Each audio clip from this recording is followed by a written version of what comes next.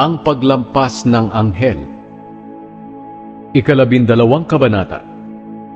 Sinabi ng Panginoon kina Moises at Aaron doon sa Ehipto, "Mula ngayon ang buwan na ito ang magiging unang buwan ng taon para sa inyo.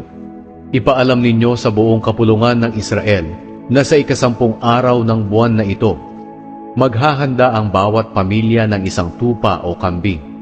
Kung maliit lang ang isang pamilya at hindi makakaubos ng isang tupa, maghati sila ng kapitbahay niya. Hatiin nila ito ayon sa dami nila at ayon sa makakain ng bawat tao. Kailangang piliin ninyo ang lalaking kambing o tupa na 1 taon pa lang at walang kapintasan. Alagaan ninyo ito hanggang sa dapit hapon ng 14 na araw ng buwan. Ito ang panahon na kakatayin ng buong kapulungan ng Israel ang mga hayop. Pagkatapos kunin ninyo ang dugo nito at ipahid sa ibabaw at sa gilid ng hamba ng mga pintuan ng mga bahay na kakainan ninyo ng mga tupa. Sa gabing iyon, ang kakainin ninyo'y ang nilitsong tupa, mapapait na gulay at tinapay na walang pampaalsa. Huwag ninyong kakainin ng hilaw o nilaga ang karne, kundi litsunin ninyo ito ng buo, kasama ang ulo, paa, at mga lamang loob. Ubusin ninyo ito, at kung may matira kinaumagahan, sunugin ninyo. Habang kumakain kayo, handa na dapat kayo sa pag-alis. Isuot ninyo ang inyong mga sandalyas at hawakan ang inyong mga baston, at magmadali kayong kumain. Ito ang pista ng paglampas ng anghel na ipagdiriwang ninyo bilang pagpaparangal sa akin.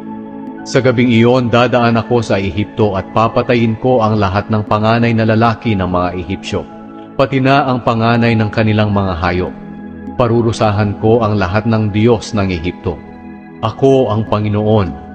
Ang dugong ipinahid ninyo sa hamba ng pintuan ninyo, ang magiging tanda na nakatira kayo roon. Kapag nakita ko ang dugo, lalampasan ko ang bahay ninyo. At walang salot na sasapit sa inyo kapag pinarusahan ko ang Ehipto. Dapat ninyong tandaan ang araw na ito magpakailanman. Ipagdiwang ninyo ito taon-taon bilang pista ng pagpaparangal sa akin. Ang tuntuning ito'y dapat ninyong sundin hanggang sa mga susunod pang henerasyon. Sa loob ng 7 araw, kakain kayo ng tinapay na walang pampaalsa. Sa unang araw, alisin ninyo ang lahat ng pampaalsa sa bahay ninyo. Dahil ang sino mang kumain ng tinapay na may pampaalsa, mula sa una hanggang sa 7 araw, ay hindi ituturing na kabilang sa Israel. Sa una at sa 7 araw, magtipon kayo para sumamba sa akin. Huwag kayo magtatrabaho sa araw na iyon, maliban na lamang sa paghahanda ng pagkain na kakainin ninyo. Ito lang ang gagawin ninyo. Ipagdiwang ninyo ang pista ng tinapay na walang pampaalsa, dahil magpapaalala ito sa inyo ng araw na inilabas ko ang bawat lahi ninyo mula sa Ehipto. Ipagdiwang ninyo ito magpakailanman, bilang tuntunin na dapat sundin hanggang sa mga susunod pang henerasyon. Simulan ninyong ipagdiwang ito sa dapit hapon ng 14 na araw ng unang buwan, hanggang sa dapit hapon ng 21 araw. Kakain kayo ng tinapay na walang pampaalsa. Sa loob ng 7 araw, dapat walang makitang pampaalsa sa bahay ninyo. Ang sinumang kumain ng tinapay na may pampaalsa, katutubo na Israelita man o hindi, ay ituturing na hindi na kabilang sa mamamayan ng Israel. Huwag na huwag kayong kakain ng tinapay na may pampaalsa sa panahon ng pista, saan man kayo nakatira. Pagkatapos, ipinatawag ni Moises ang lahat ng tagapamahala ng Israel at sinabi, "Sabihin ninyo sa lahat ng pamilya ninyo na kumuha sila ng tupa o kambing at katayin nila para ipagdiwang ang pista ng paglampas ng anghel. Patuluin ninyo ang dugo nito sa mangkok. Pagkatapos kumuha kayo ng mga sanga ng isopo at isawsaw ito sa dugo at ipahid sa ibabaw at gilid ng hamba ng pintuan ninyo. At walang lalabas sa mga bahay ninyo hanggang umaga. Dahil dadaan ang Panginoon sa Ehipto para patayin ang mga panganay na lalaki ng mga Ehipsyo. Pero kapag nakita ng Panginoon ang dugo sa ibabaw at sa gilid ng hamba ng mga pintuan ninyo, lalampasan lang niya ang mga bahay ninyo at hindi niya papayagan ang mamumuksa na pumasok sa mga bahay ninyo at patayin ang inyong mga panganay na lalaki. Ang tuntuning ito'y dapat ninyong sundin at ng inyong mga salinlahi magpakailanman. Ipagpatuloy pa rin ninyo ang seremonyang ito kapag nakapasok na kayo sa lupaing ipinangako ng Panginoon na ibibigay sa inyo. Kapag nagtanong ang mga anak ninyo kung ano ang ibig sabihin ng seremonyang ito, ito ang isasagot ninyo.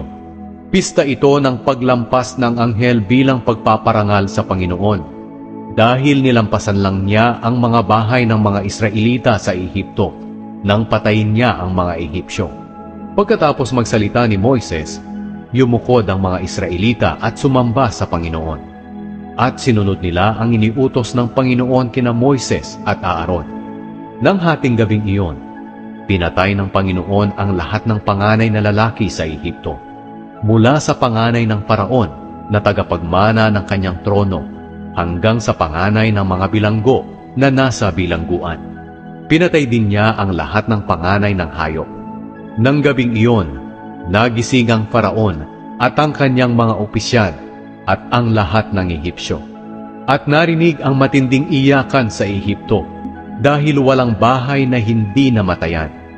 Nang gabi ring iyon, ipinatawag ng Faraon sila Moises at Aaron at sinabi, "Umalis na kayo. Lisanin na ninyo ang aking bansa. Umalis na kayo at sumamba sa Panginoon, gaya ng ipinapakiusap ninyo. Dalhin ninyo ang mga hayop ninyo, gaya rin ng pakiusap ninyo at umalis kayo. Pero ipanalangin ninyo, nakaawaan ako ng inyong Diyos." Pinagmadali ng mga Ehipsyo ang mga Israelita na umalis sa kanilang bansa. Dahil sabi nila, "Kung hindi kayo aalis, mamamatay kaming lahat." Kaya dinala ng mga Israelita ang mga minasa nilang harina na walang pampaalsa na nakalagay sa lalagyan.